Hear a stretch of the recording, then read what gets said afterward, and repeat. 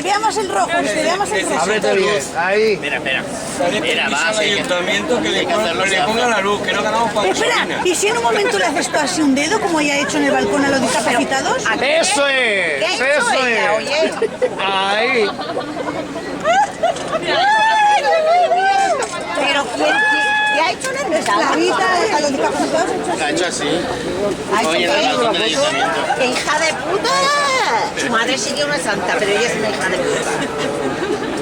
¡Qué buena! ¡Estate quieto! Yo, nada, estábamos en una concentración. ¡Bien!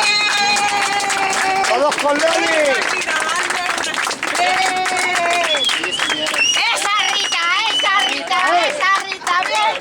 Esta sí que me gusta. Esta la quiero. Ojalá tuviéramos una niña como ella. Ojalá. Un saludo para la prensa.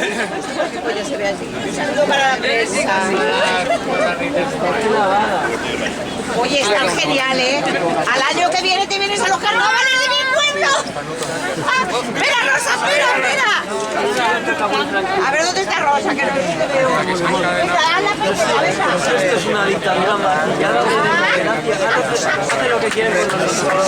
¡Qué bueno! ¡Ey! ¡Mañana te quiero la bicicleta! ¡Oh, qué bueno! Mira, voy a poner los músicos. ¿Dónde está?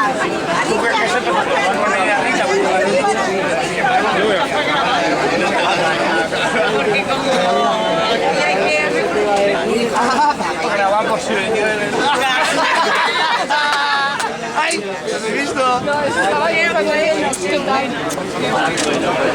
bueno. No, por ella, los he visto ahí. Gracias, cariño. Venga. Gracias, guapo. Muchas gracias. Gracias a todos.